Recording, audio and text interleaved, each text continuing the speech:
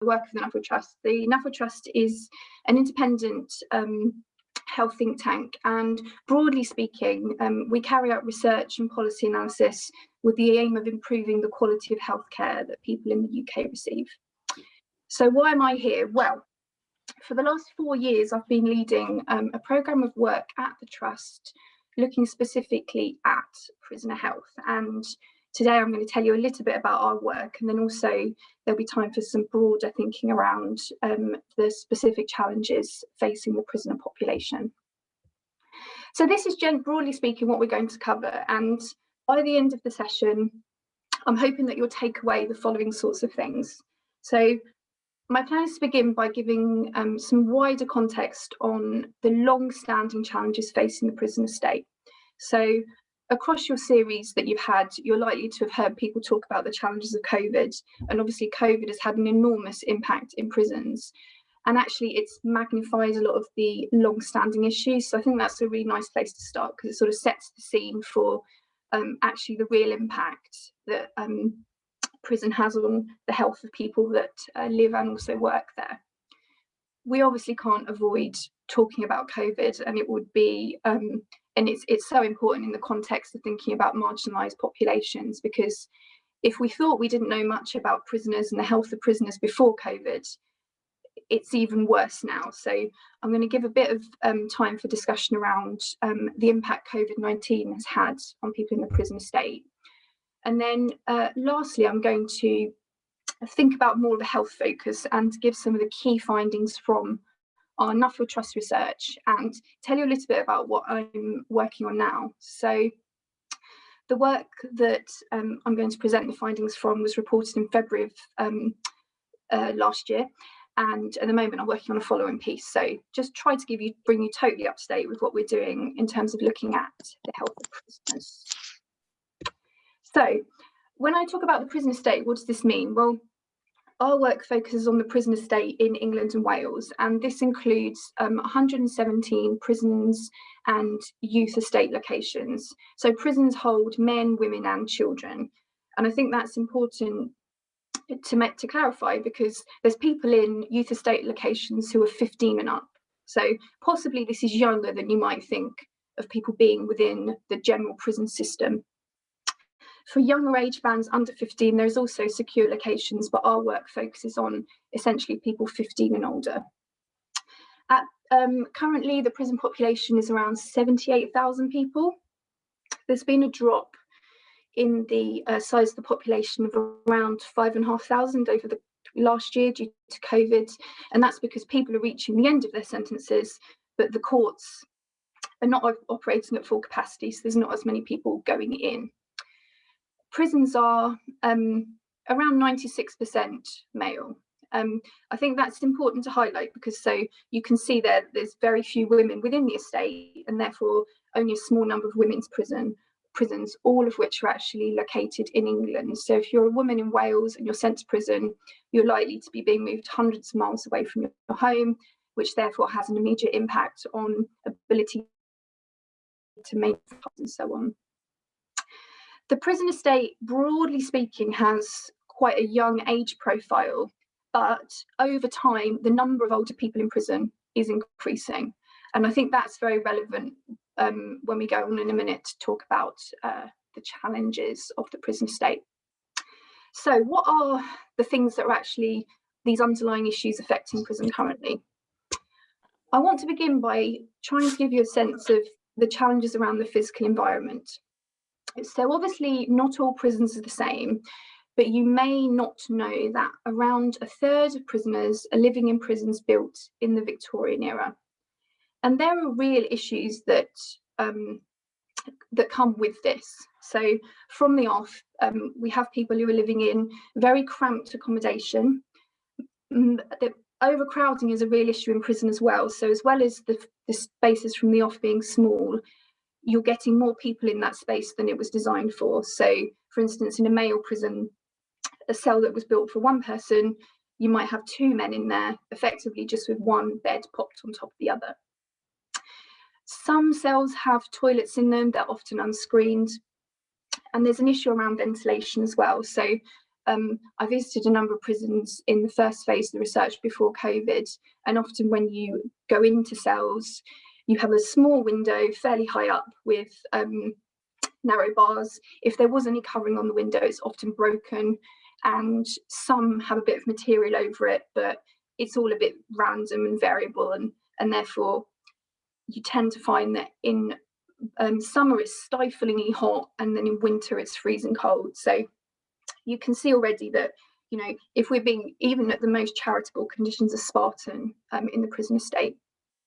And this actually came up, the issue of the physical environment of prison, it came up in the news today. So there was an HMP Inspector of Prisons report that was reported in the media around HMP Long Lartin, and they reported that over half of prisoners were living in cells without toilets.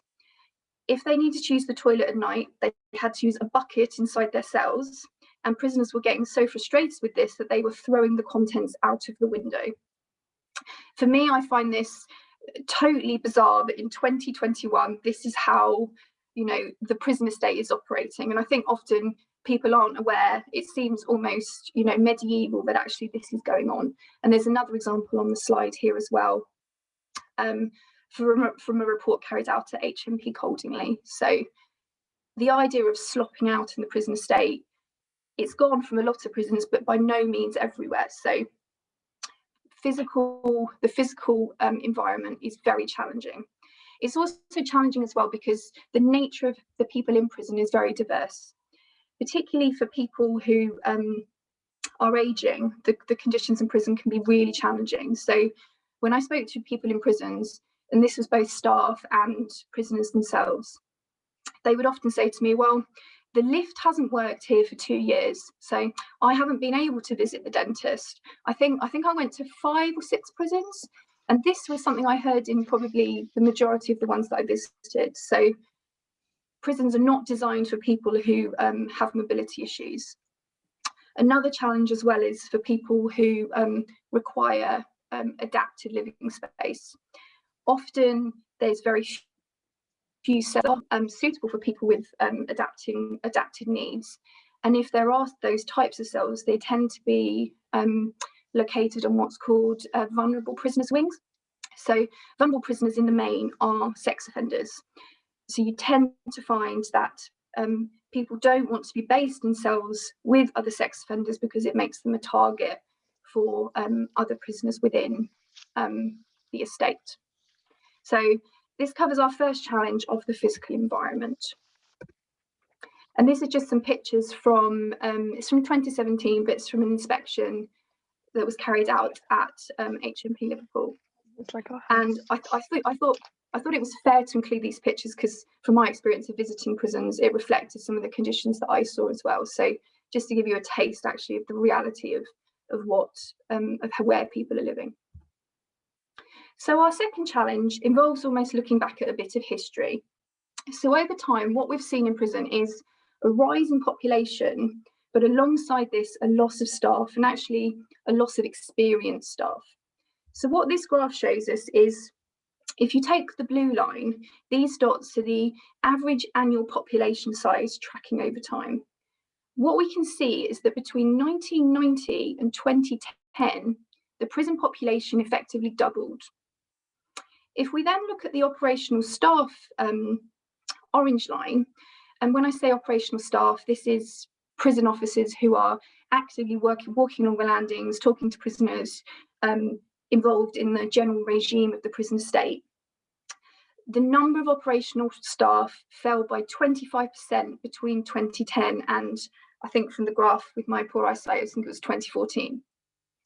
So this is a challenge because as well as people leaving, and obviously if there's less staff, there's less people to do the things that need to be doing.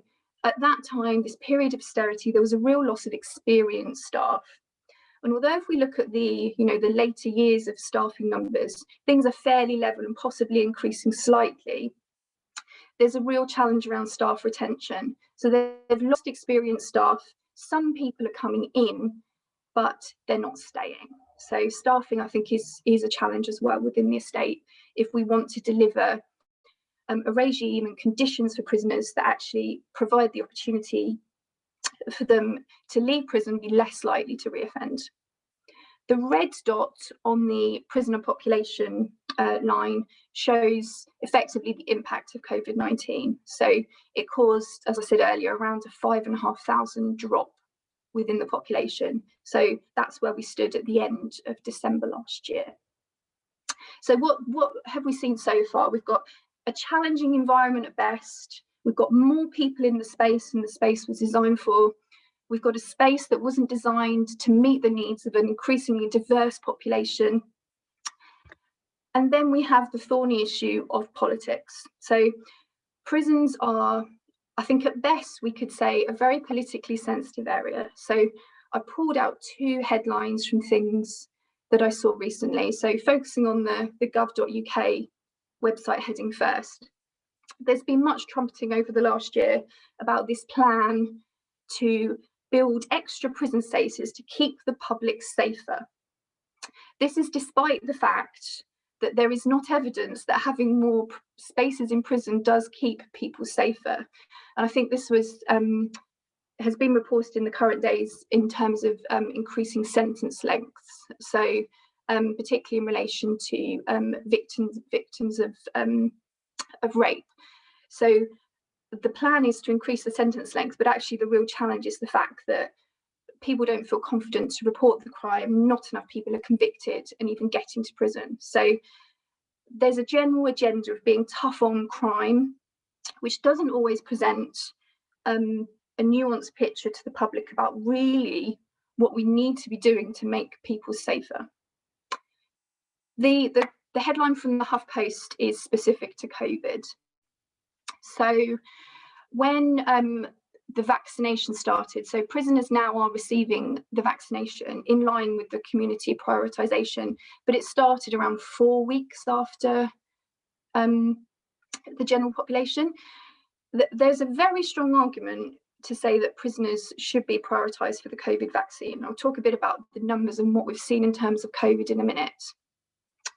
But because politically it looks bad to say that we're prioritising prisoners, so there's had to be a big push to say no, in no way will this be happening. And to give an example of why this then becomes problematic, although there's more older people in prisoners, the numbers are relatively speaking quite small. So if you have people giving vaccines now, they might have to go to a prison and vaccinate only 3 people. And I've spoken to people who've said that this is actually resulting in vaccines being wasted because unequivocally they're told they're not allowed to move further down the prioritisation schedule that's being used in the community in order to not be seen to be showing favouritism to people in prison. So, and I think if you look on Twitter, if you look on the news, any time that prisons are mentioned, there's a very hard line on, what we should be doing and how we should be treating people, and slightly sketchy ideas about really what actually does make us all safer. So COVID-19, what do we know about COVID-19 in prison? Well, each month the HMPPS and the MOJ release statistics about the number of prisoners who have tested positive for COVID-19. And up until the end of February, this was 14,480. And bear in mind, this is in a population of 78,000 people. I've underlined the word tested in that sentence because in the early phase of the pandemic, when testing wasn't widespread, the approach in prisons was that if one person tested positive, the next 6 symptomatic people were assumed to have COVID-19 and were treated accordingly. So I think the best way to interpret COVID figures around prison is at least 14,418 people have been positive for COVID-19. And then sadly, there have been deaths in prison. So 118 prisoners have died having tested positive within 28 days of death or where it was confirmed post-mortem. So that's where we were at the end of February. But zooming back in time to the beginning of the pandemic, Public Health England, they released a report which carried out modelling to look at what the impact of COVID-19 could be in prison. This report was unequivocal that if very severe action wasn't taken in prison, it would be catastrophic. So they were predicting, essentially full coverage of positive COVID tests and deaths into the thousands. As a result of this report, prisons have were put into severe lockdown, and lockdown in prison it's not the same as lockdown in the community, as you might imagine. So in some locations, for up to the last year, people have been in cells for anything up to 23 hours and 45 minutes a day. Education and employment have all but stopped.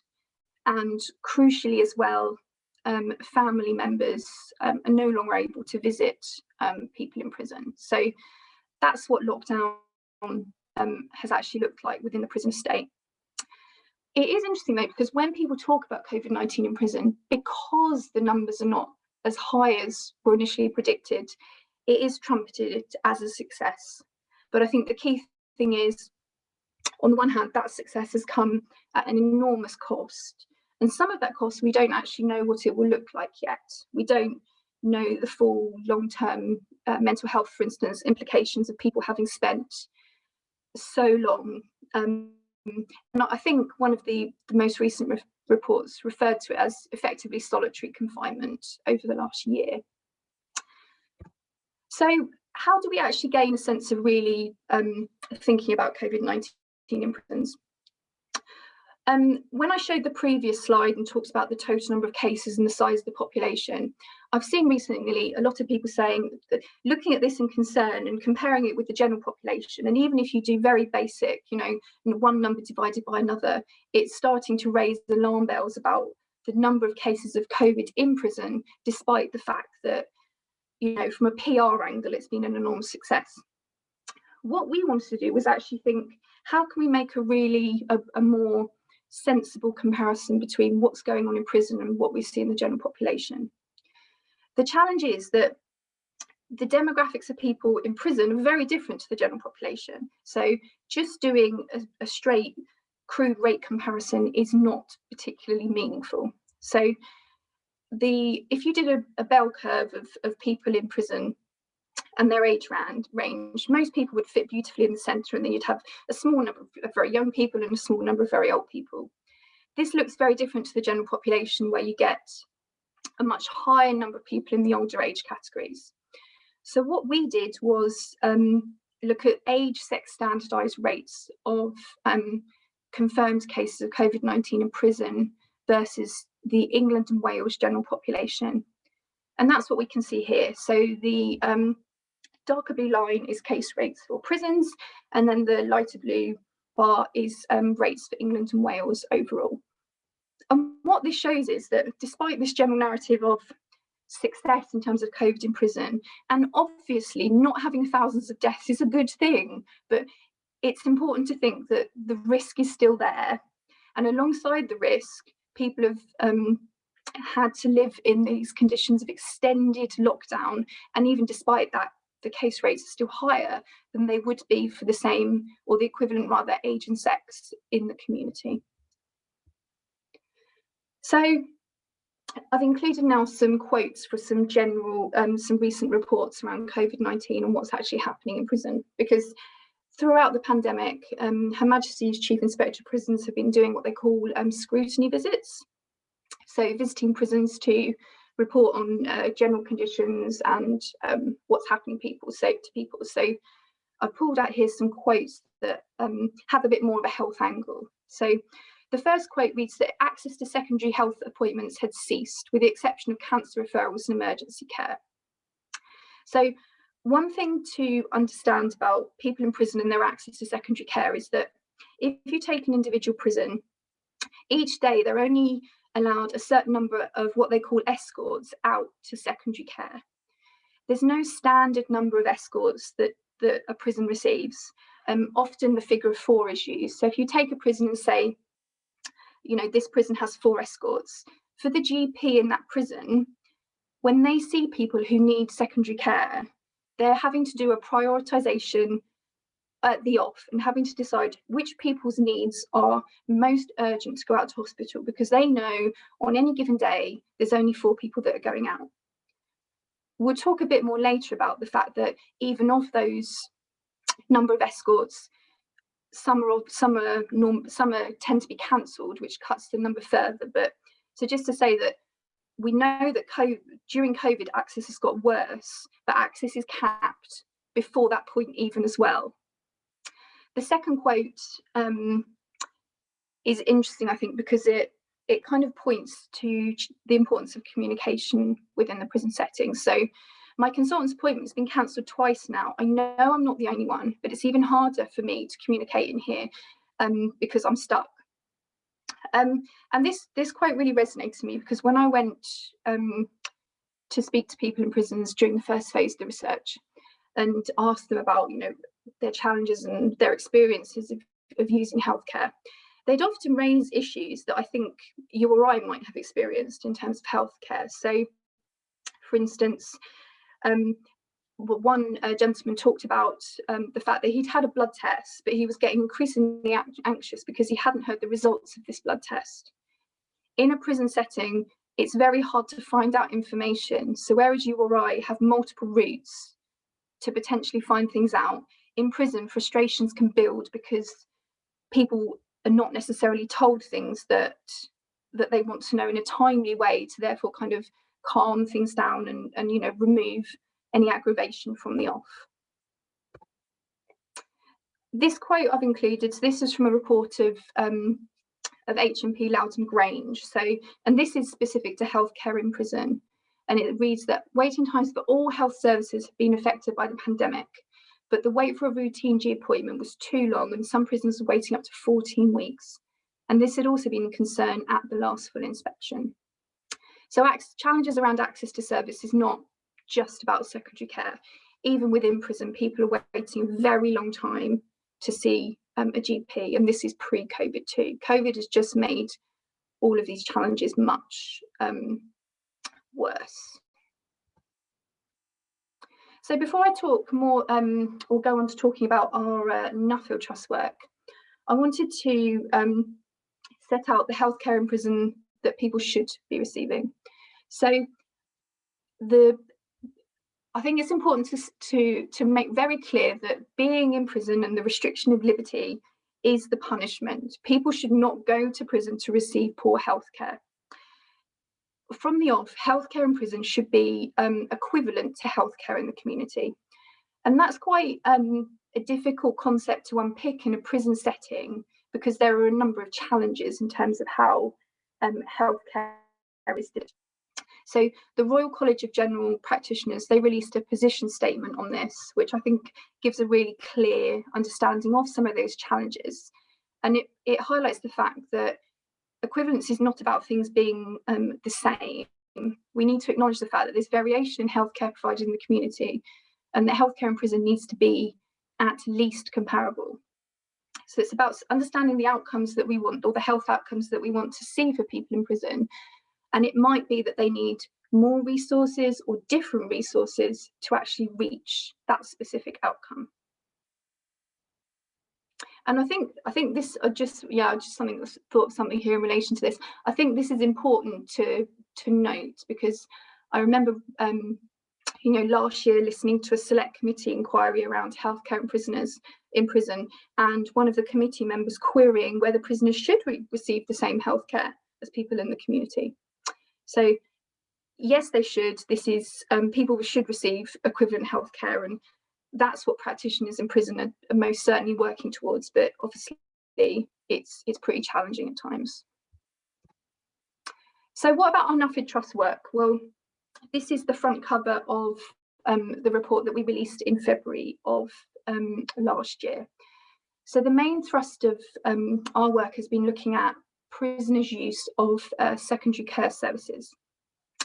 And the reason why we felt this was important, because if you look at literature about prisoners, it's often cited that prisoners are in poorer health than people in the general population, but there's very little quantitative evidence of really what that looks like. So we were hoping that our work could sort of start to fill in some of this gap. A lot of work at the Nuffield Trust uses large, routinely collected data sets. And this particular analysis was carried out in hospital episode statistics. So we looked at data for this report from 2017-18 at inpatient admissions by prisoners, outpatient attendances, and also visits to A&E as well.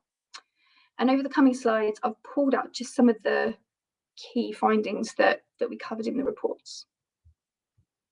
So the first finding is around, again, it sort of looks further at this access challenge. So we know that it's hard for prisoners to even get to the GP. We know that if they get to the GP, it's hard to be referred out to hospital. But what we were able to then show by looking at the hospital data is that even if prisoners get to that point, they're missing around 40% of scheduled outpatient appointments. And this is double the proportion of missed appointments that we see in the general population. So if we look at this graph, the first column shows some of the categorizations that you can look at within hospital data about why appointments were listed as being missed. So the first row is appointments that were cancelled on behalf of the patient. So these are things perhaps where if a prisoner was moved to another prison, or if they had a court appointment on a certain day, their healthcare appointment might have to be cancelled. We can see here that this is about 15% of cancelled appointments, and in the general population, this is around 7%. The most interesting category, I think, is the DNA, or the did not attend grouping. So there are a lot of reasons why prisoners might just end up missing healthcare appointments. Part of it is around this escort challenge. So on any given day, we know that particular prisons should have a certain number of escorts. But if on that day there's a particular issue in the prison and there has to be tighter security restrictions, healthcare are often told, well, I know you're supposed to have 4 escorts today, but actually we can only give you 2. So they have to choose which of their 4, who they've already had to choose who they will be, which 2 are the most urgent. And then the others then become the DNAs. There can be transport issues too, and this was raised recently in the context of COVID. So it might be that even though they're staffed to take people over to prison, some prisons use taxi firms to move prisoners to the hospital. And I've heard instances of where actually the taxi firms have not had staff to staff the taxis to take people. The other thing that you can find is that sometimes the prison officer can go to the cell to see the prisoner and say, okay, today we're going for your hospital appointment, and they can just refuse to attend. And again, there can be a number of reasons for this. Prisoners aren't told when any external hospital appointments will be for security reasons. So if on the day the prison officer comes, they know they have a family visit scheduled, and these are obviously fairly infrequent, they might say, well, actually, no, I don't want to come to the hospital today. People can also be caught a bit on the hop as well. So even pre-COVID, time out of cell in some locations can be fairly limited. So people might find that they haven't had a shower when the guard turns up, and so be like, well, actually, no, I feel a bit too embarrassed to leave. Or they can sort of feel that they haven't had time to prepare to go to that appointment and think what questions they might need to ask, and so on. And that this can all lead to these appointments just actually not taking place. I wanted to flag as well, so obviously our work is fairly data focused, but there is a public health registrar, Chantal Edge, who's done some really interesting work, qualitative based work, talking to prisoners about their experiences of attending secondary care. And that's really worth a read as well, because it adds a bit more understanding and context around really what it's like for people in prison to attend a hospital. You know, things that spring to mind from a recent paper of Chantal's I read, where people talked about the fact that when they visited the hospital, staff would talk to the prison officer rather than them about actually what was happening, and often this kind of overriding sense of embarrassment about turning up to hospital either handcuffed or on a long chain. So, you know, there's a lot going on here, but the main thing is that it sort of highlights this magnified issue around access to healthcare for prisoners. So for one chapter of the report, we had a section on meeting or the experiences of women in prison in terms of accessing secondary care services. And a lot of this looked at women in prison who were either pregnant or giving birth. So this aspect of the research was really timely, because at the time at which we reported this, there were no publicly reported figures around how many women in prison were pregnant and how many were giving birth in a year. People who I speak to, outside of the trust, my friends about my work, they're always really surprised that there are women in prison who are pregnant and giving birth. So I think that's why this is important to mention, because again, it goes back to that issue that not everyone in prison is the same, and these environments are having to deal with people in lots of different circumstances. At the time at which I was carrying out the analysis, really sadly, there was a newborn baby who died after a lady gave birth at HMP Bronzefield. So our work, which I'll tell you some of the findings about shortly, was able to feed into this article, because we were able to give figures on how many women actually had given birth within a specific period, but most importantly, how many women had given birth outside of hospital.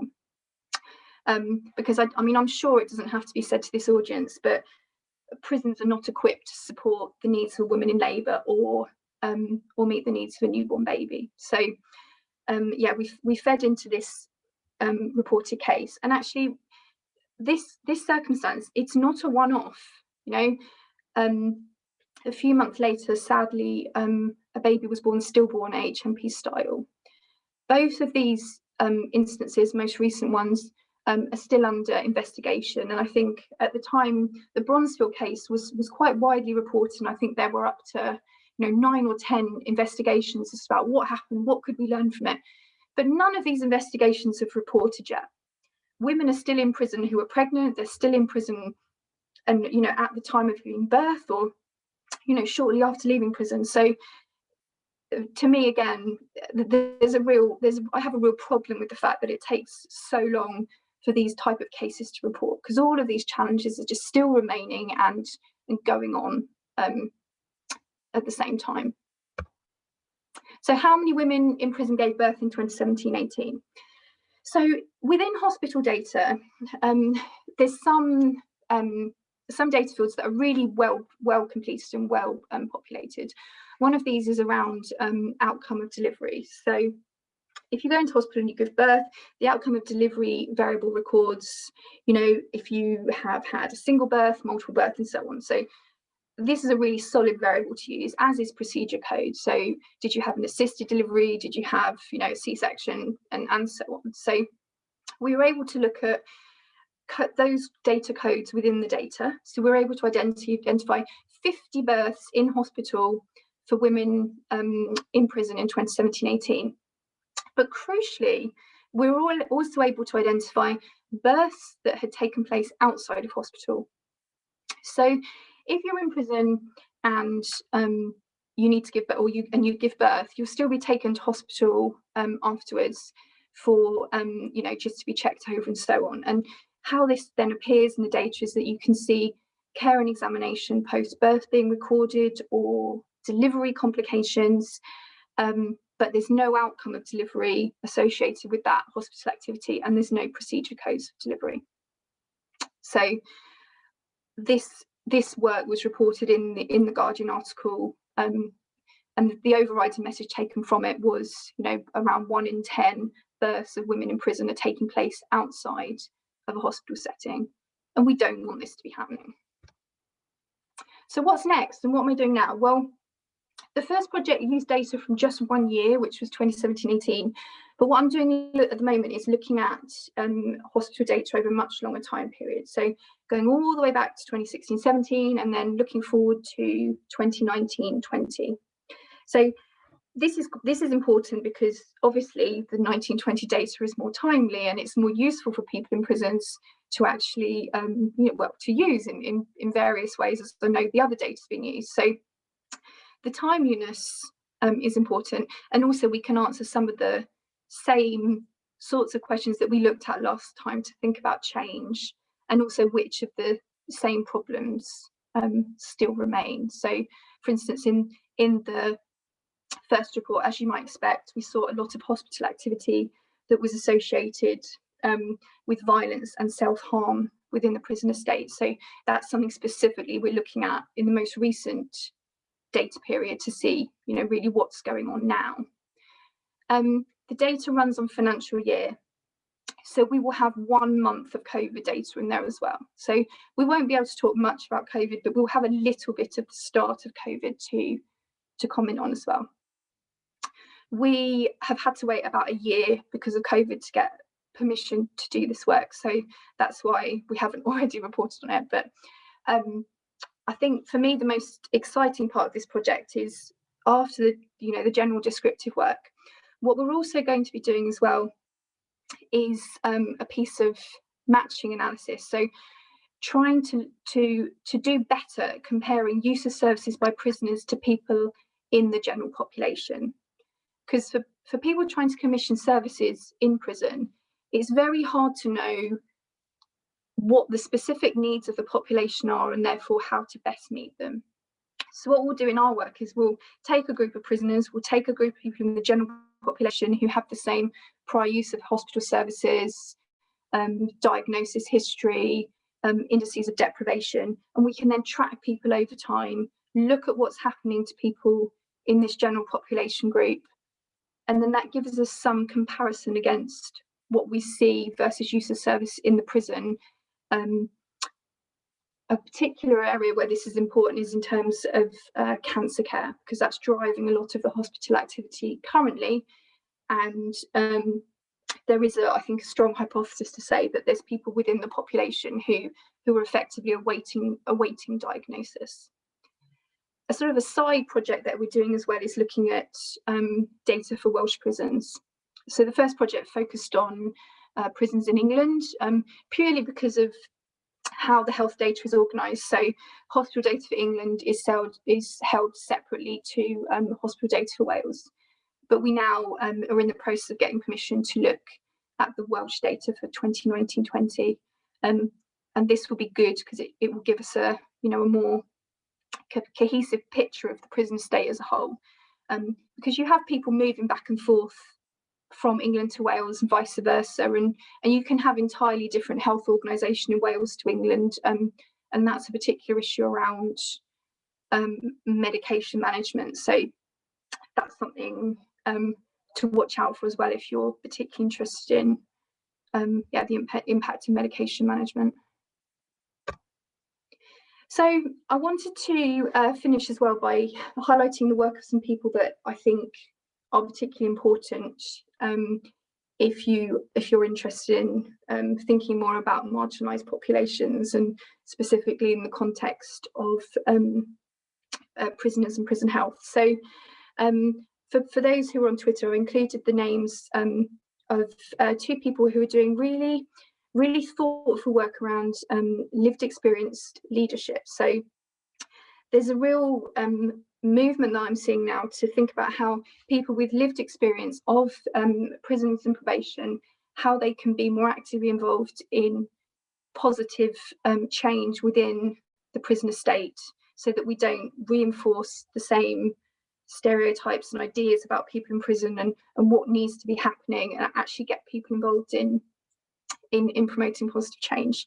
Paula Harriott works for the Prison Reform Trust, and they've done a lot of really influential work during COVID, reporting on the experiences of prisoners and the impact it's having on family members, and also as well for the go-to for any facts about prisons and is the Bromley briefing, which the Prison Reform Trust release at least annually, sometimes twice annually. So they're both really good people to look up if you're interested in that sort of thing.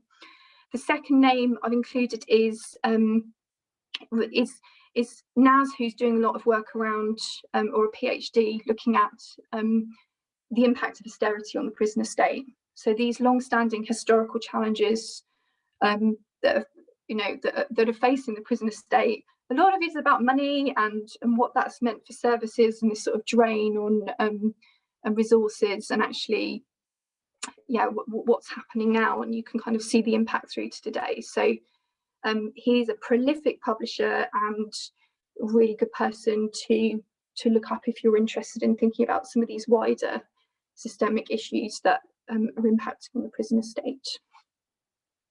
So thank you very much for listening. Anyone has any questions, I'd be really pleased to answer them. And I will come off my slides now, I think. Thank you.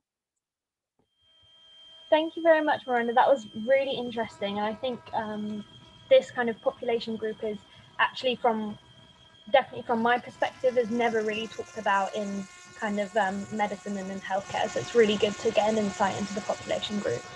Thank you. If anyone has any questions, feel free to pop them in the chat, or you can unmute yourself and ask the question.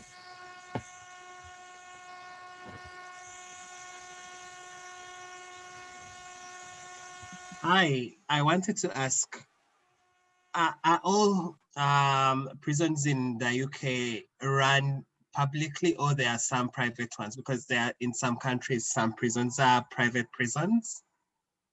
Yeah, so there is a mix in the England and Wales prison estate. The majority are not private, but I think off the top of my head, there's about around six private prisons. So a mix. I think private prisons have a bit more flexibility around how they operate. So it can be interesting looking at actually the differences between what's happening in public and private prisons.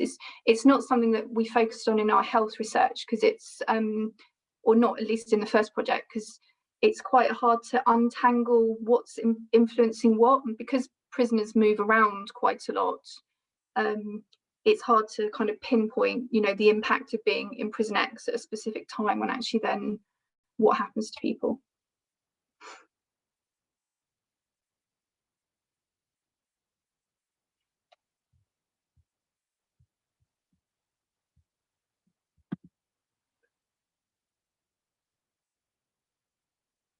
Yeah, I'm just reading the comment in the chat now.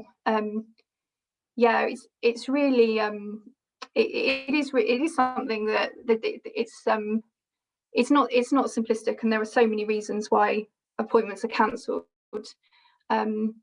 Unfortunately, sometimes there's been the odd case where I think people have known about appointments, and there's been sort of attempts to release prisoners on the hospital day. So it's kind of you can definitely see the sense, but then from the prisoner's perspective, you can really see as well how it's quite problematic. Yes, I'm just reading the second question now.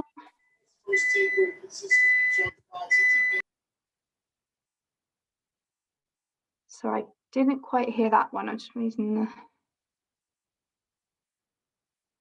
the human rights angle. It's a really interesting one, because there's definitely a lot that goes on. I mean, there isn't meeting various human rights laws and equality acts, but the problem is, for people in prison, it's very challenging to advocate, and particularly for families. Often I come across these really cases, I think particularly health cases, where people have very complex healthcare needs, which family members know aren't being met, but they're kind of hit roadblocks and challenges in terms of to try to get anyone to do anything about it. So 100% that this is happening. I mean, I think the fact that people are having to use the toilet in a bucket in 2021, I just find astounding, and I feel embarrassed that this is happening on all of our watches. And 100%.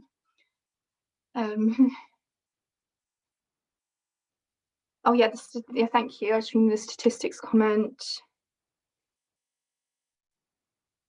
Oh yeah, the question about perceptions is really interesting. And you know, I had a conversation today with somebody about the situation at Long Larton, and you know, talking about the buckets again.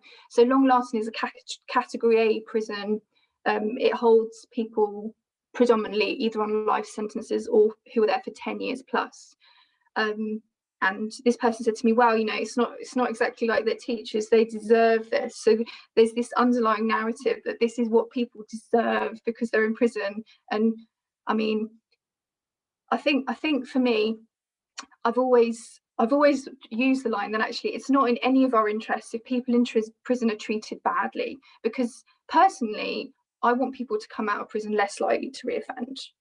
And I don't think making people live in these circumstances is going to do anything to address that. And one thing I think we can do to change perceptions as well is just to kind of raise the fact that it's actually happening. So for instance, you know, the case of the baby at HMP Bronzefield, you know, I told people that I knew that this had happened, and then that gets people sort of thinking more about actually, you know, the different circumstances of people in prison, and that it's not all straightforward. And you know, we can't say everyone in prison is one thing and everyone out of prison is something else. But it is something I definitely challenge with, because I think doing this work has probably made me much more left leaning. And sometimes I'm like, well, surely everybody thinks this is silly, and people don't. So it's important to, yeah, it's really hard sometimes. And you know, when we did the first report, and you know, I did a lot of work with our comms team around answering the question of, you know, isn't this what prisoners deserve? And it's hard, it's tricky to articulate actually. Just looking at the next question. So this question is about worsening a lockdown in prisons. Has this compounded effect on mental health? Yes, I think undoubtedly.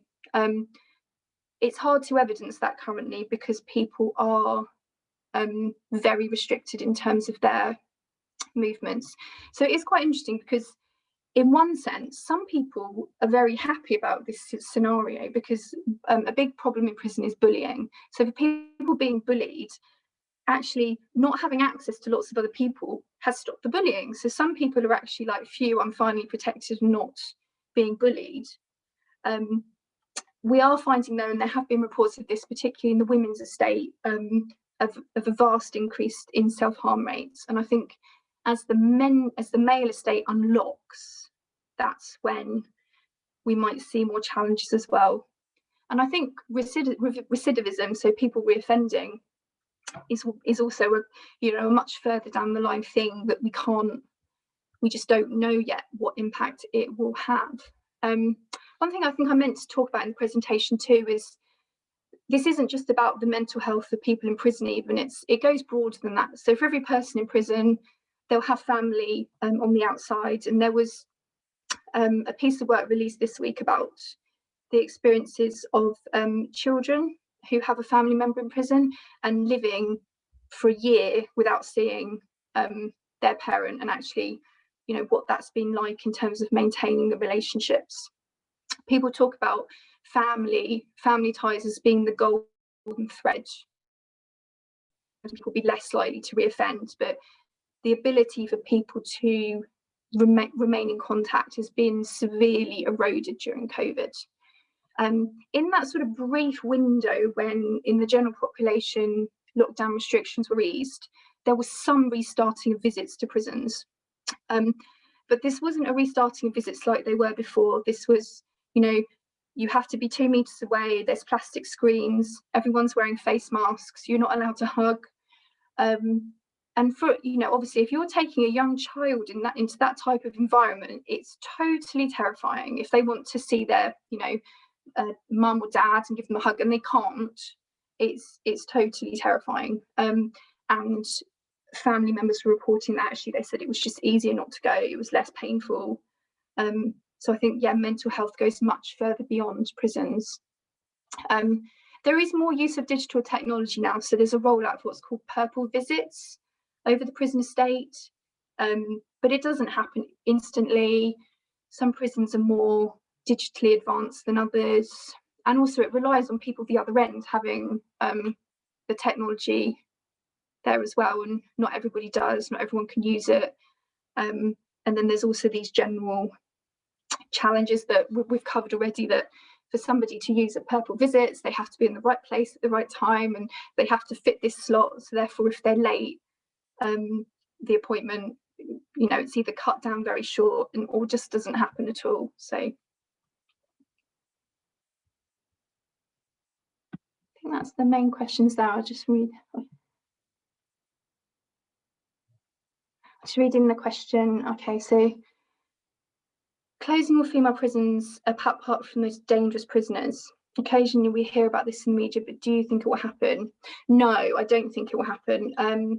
So recently they have said they're going to increase the number of places for women in prison by 500, which totally defies logic, because all of the evidence is around the fact that community solutions for women in the criminal justice system are just much more effective. And you know, and I know it's not all about the money, but it's cheaper as well. So again, I think it's this sort of political undertones and very basic narrative around tough on crime, which drives this. And also to say as well, the majority of women in prison are not in prison for violent crimes. So often it's for fines, you know, non-payment of council tax. And this is because primarily women are the ones that are at home when the authorities come calling. So yeah, unfortunately, I don't think it will happen. Although there are some community organisations who are doing like enormously positive work around supporting women in contact with the justice system, and that should be something that, you know, we all support, just you know, again, for everybody's benefit. Just reading the comment around employment and education support, which have been impacted by lockdown. Have there been any moves to improve or address this? Glacially slow moves, I think, would be my answer to that. So yeah, there's not been any face-to-face education over the last year, and this is for children as well. So if you're in a young offender institution, you know, you should be receiving education. It's not been happening, and you would think for that age group it's particularly important. People have been receiving some prisons have been receiving packs in cells, but again, it's variable. Much like everything in prison, it's very, very, very variable.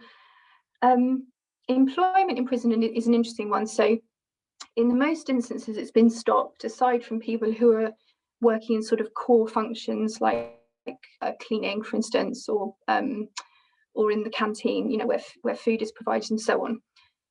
Employment in prison was in the main fairly awful anyway, so it tends to be really repetitive, dull work, which isn't going to give people skills that actually help them gain employment when they leave the prison estate anyway. So obviously anything is better than nothing, but actually the employment that a lot of prisons were getting was not great. I mean, I visited some prisons where basically people were, you know, counting out specific beads into packets or packing things in boxes, and you know, because it's cheap labour for companies, they're just getting things done really cheaply. So yes, that's where we are with employment. What are your thoughts on prisoner support when they leave prison, both for their healthcare needs, whether it be mental health or support they have for medical condition, rehabilitation in society? You may have seen reports of people leaving prison and being given a tent. That happens more than we might think. So again, it's hard. I'm not saying any of these things are easy to address, but actually you can really see how the cycle goes from people being in prison, leaving prison, going back again, because actually in many cases it's easier because they've got nowhere to live. When you leave prison, you're given a £46 discharge grant. So if you don't have accommodation, £46 is not going to go it's not far at all. Often as well, people are moved they're not allowed to go back to live in specific areas. So they might be being moved very far away from anyone who could possibly offer a type of support network. So it's hard, the sort of rehabilitation element, but fairly dire. Employment is a challenge for people living prison, most definitely. There are some organisations who are doing amazing work. So Timpsons, for instance, are really kind of positive and proactive at training people in prison, and also giving people jobs and opportunities, and that's, you know, that's what we need, really. Healthcare support, there are actually some positive changes in that regard. So I think probably starting in 2019, there's a move to ensure that when people leave prison, they're registered with a community GP, because that didn't necessarily happen automatically. And that will help with, obviously, continuity of healthcare. So as we move on in time, people should be automatically registered with the prison GP, and then when they leave, registered with another GP. Because prisons, until relatively recently, were sort of paper organisations. Things were written down, paper was getting lost, things were having to be redone, and it's all, yeah, obviously, you know, in your profession, you know that if things are just on paper, it's hard to kind of track things. An article, a man in America who couldn't afford so committed a crime just to act self in prison. So this is comparing the American prison system, and I've heard cases like that too, because in America, yes, you would receive healthcare in prison. Yeah, no, 100%. Our work so far has just looked at the England and Wales prison system, but there's a lot of similarities in some things, although America tends to be worse.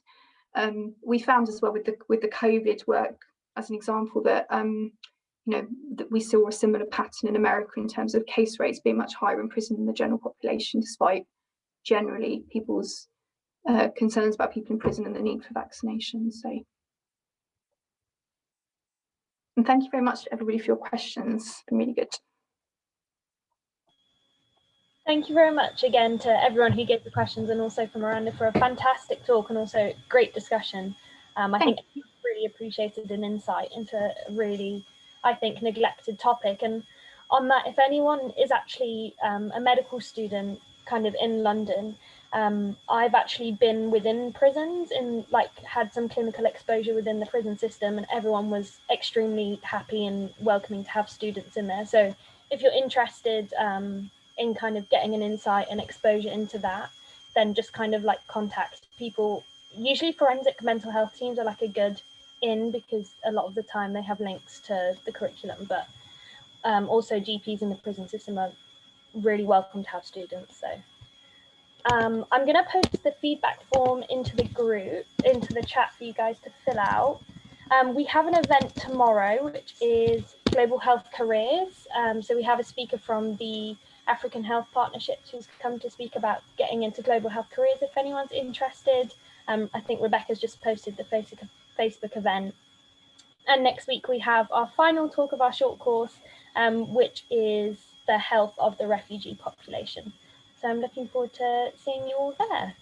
So thank you very much again, Miranda. It's been great. Thank you so much, everybody. Bye.